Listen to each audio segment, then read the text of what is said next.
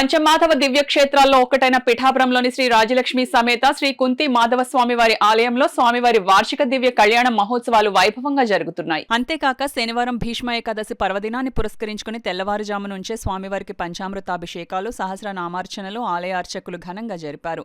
భక్తులు తరలివచ్చి స్వామివారిని దర్శించుకున్నారు. కాగా శనివారం రాత్రి ఆలయంలో స్వామివారి దివ్య కళ్యాణం వైభవంగా జరగనుందని దేవస్థానం అధికారులు, కుంతి మాధవ భక్త బృందం ఇందుకు అన్ని ఏర్పాట్లు చేయడం జరిగిందని ఆలయ అర్చకులు చక్రవర్తులు మాధవాచార్యులు మీడియాతో మాట్లాడారు. కార్యక్రమంలో ఆలయ ఈవో నున్న శ్రీరాములు, నరసింహాచార్యులు, కుంచెల్ల రాంబాబు, సతీష్, జువాది ప్రసాద్, బోనం పరమేష్ తదితరులు పాల్గొన్నారు. స్వామివారి యొక్క రథోత్సవం 11వ తారీఖు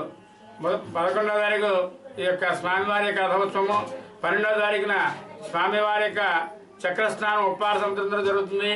అలాగే 13వ తారీఖు రాత్రి 9 గంటలకి స్వామివారి సన్నిధానంలో శ్రీ పుష్పయాగ మహోత్సవం జరుగుతుంది కనుక యానమంది భక్తులు కూడా ఈ కార్యక్రమాల్లో పాల్గొని స్వామివారి యొక్క అమ్మవారి యొక్క అనుగ్రహం పొంది అష్టైశ్వర్య భగభాగ్యం పొందని వస్తుగా కోరుతున్నాం.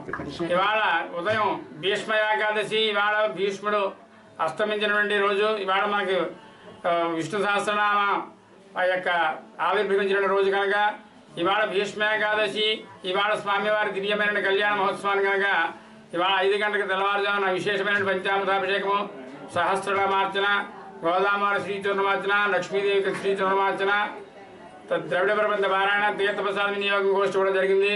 అయితే మన ఆలయంలో ఒక విశేషం ఉంది. ఏమిటయా అంటే ఈ భీష్మేకాదశి నాడు శ్రీదేవి భూదేవి సమేత కుంతి మహోత్సవం వారి కళ్యాణమే కాకుండా లక్ష్మీదేవిని కూడా ఇచ్చి ఈ యొక్క స్వామివారికి కళ్యాణ మహోత్సవం నిర్వహిస్తాం కనుక లక్ష్మీదేవిని కూడా ఈ యొక్క స్వామివారి యొక్క వివాహం చేసిన రోజు కనుక ఇవాళ చాలా విశేషము. ఈ విశేషమైన రోజున స్వామివారి యొక్క దర్శించి భాగ్యం పొంది స్వామివారి యొక్క అనుగ్రహం తెలియజేస్తున్నారు.